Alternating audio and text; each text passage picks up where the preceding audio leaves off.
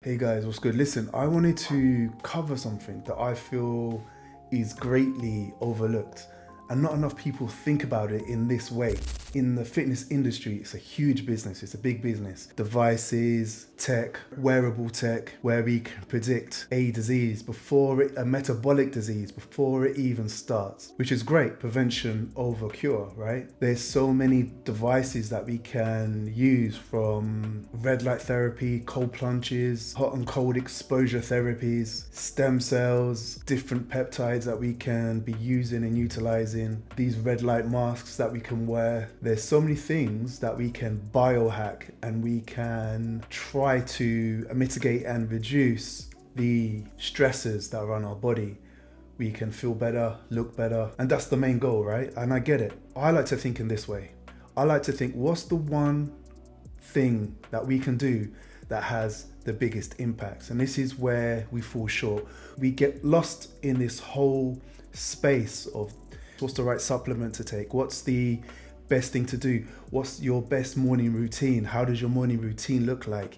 We have a million things to do in the morning. It just gets pushed through the day, and that's just your day. What we're doing is we're complicating a very simple process. We all have limited time in a day, so we're not thinking about what's the one thing that we can do that's going to have the biggest impact. And this is what I'm trying to get at. Sometimes it's not about an add-in to your routine. Sometimes it's about taking away, simplifying it, stripping it back, and seeing what works best for you.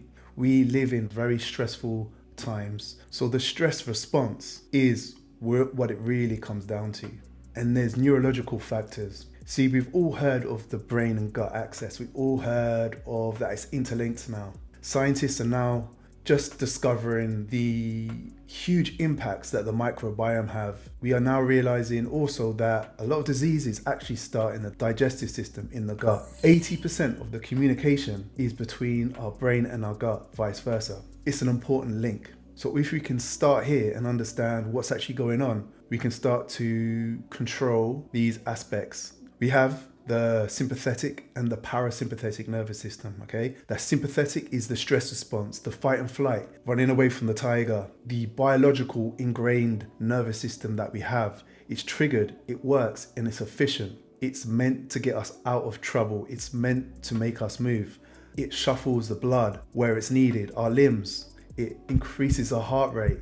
It gets us laser focused. It increases the capacity for us to take on oxygen. All of these are needed to act on whatever threat.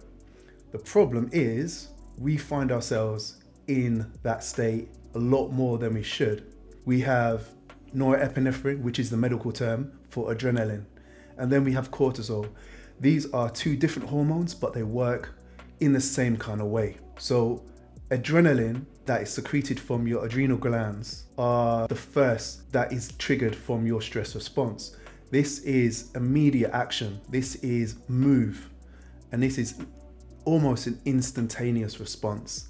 Up to a minute after, then we have the cortisol. And that cortisol hormone is designed to prolong the stress response. But the problem is we are having too much elevated cortisol throughout the day because our bodies or our minds can't distinguish between what's a threat and what isn't. Our brains perceive a threat as the same way, whether it's someone pointing a gun to your head or you've had a really toxic email, right? Your body responds in the same way if you allow your mind to think along those lines. We have the neurological pathways that go from your brain, your amygdala, that branch out into two main stems. And that goes through into your chest cavity. This regulates your heart rate. This regulates your heartbeat, slows it down or speeds it up. This is the vagus nerve. Think of the vagus nerve as the main highway that transports these neurological signals. These are signaling.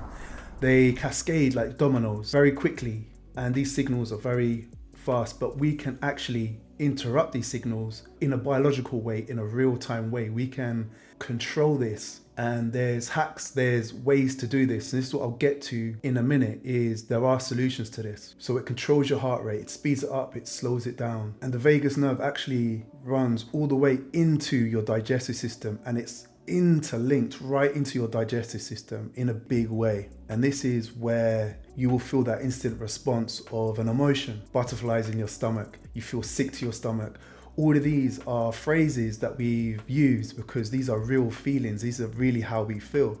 And this is a real connection. And when we are in this fight and flight state, the blood gets rushed out of our digestive system where we normally need it for everyday harmonious living.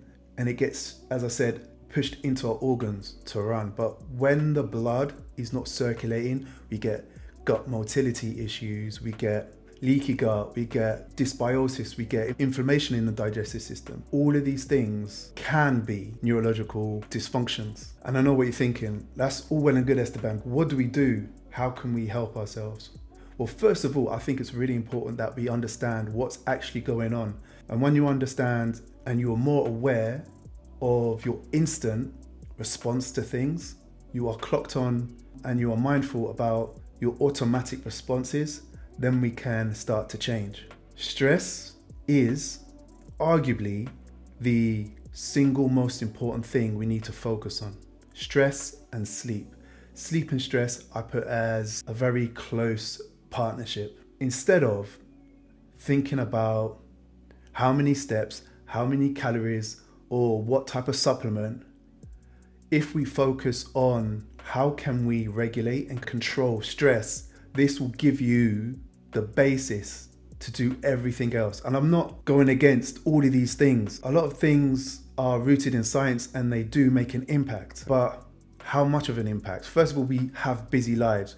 We want to be focusing on the main things that give us the biggest impact. And if we focus on the rest and not focus on the main things, that's where the problem is. And this is all I'm saying. Stress leads to dysregulation with hormones as well as testosterone, estrogen. All of these are dysregulated. We have insulin sensitivity issues. It suppresses our immune system. We are more susceptible to diseases. So focusing on these stresses is priority number one. What do you do about it? Well, first of all, you clock. First of all, you are aware that you are stressed, because how your body should be functioning is maybe not what it's actually doing. So what your normal is maybe isn't the normal. So now you're used to how you are functioning, but picking up on maybe I shouldn't feel like this. Why am I so tense? We have found coping mechanisms to just get on with the day instead of dealing with what's going on. The best way and the most proven way to instantly change that sympathetic to the parasympathetic response is breath work, is breathing. It immediately slows down your heart rate. Then that sends signals to all other parts of your body to say, you know what, we're safe now, we can relax, we can get back to normal. So if you ever notice when you are stressed, which not a lot of people actually notice, is your breathing becomes very shallow. You're not taking as deep breaths. Your heart rate is increasing. The blood is starting to move away from vital organs. These are things you need to really take note of. Get your breath back to how it should be, then these things will flow back into the right place. You breathe in and then you hold for 4 seconds, then breathe out slowly. And then it's that breathing out slowly that really regulates your heart rate back to normal. It's that breathing out slowly. So breathe in normally, hold, breathe out slowly. Keep doing this for say a minute and you'll notice your heart rate will slow almost instantaneously. And there you have it. This is a very basic way of controlling that immediate stress response. You can do it for a few minutes. Maybe you need to repeat it a few times. But the thing is, now you've noticed that I'm stressed. I'm going to start taking in the oxygen and breathing the way my body is expected to, instead of being on autopilot. And this seems so basic. Why isn't everyone doing it? Because we get caught up in these really cool ideas of biohacking and the latest gadgets to prolong our life. We want to live to 150. We are in an age of information. We get pushed information from every resource in the world, but we lose track of the basics. And this is what I see that the problem is, we lose grip of the fundamentals. Everyone is an expert. Everyone has their viewpoints. The simplest things are normally the best.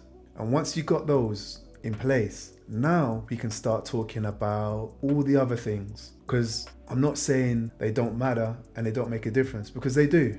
Once you've got the foundation in place, we can start layering that perfect routine, whether it be supplements, therapies, nutrition, waking up in a consistent manner. You know, the circadian rhythm is very important. Getting that daylight in our retinas. The eyes are made out of the same material as the brain. We have to have a routine, but ultimately what I see more and more is people are stressed and they don't even know it. And we're turning into zombies. The hypothalamus, when we're stressed over long periods of time, actually shrinks. We are losing our memory.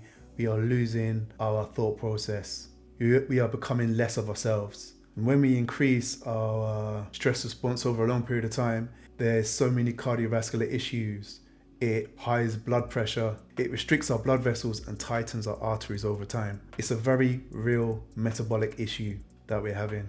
If there's one thing you're gonna do today, you're gonna manage your stress. You can be at your desk, you can be at work, you can do it anywhere, at any time. This is the beauty. Just monitor how you're feeling and how you respond, your automatic response to anything that comes at you, and go, okay, cool. I'm actually a bit triggered from that. So what happens? Your breath. Focus on that. You focus on controlling your stress and you're going to live your best life. I promise. All right, guys, thank you for watching. And if you have any questions that you can relate, or even you disagree with anything I say, leave a comment below and I'll see you next time. All right, guys, peace.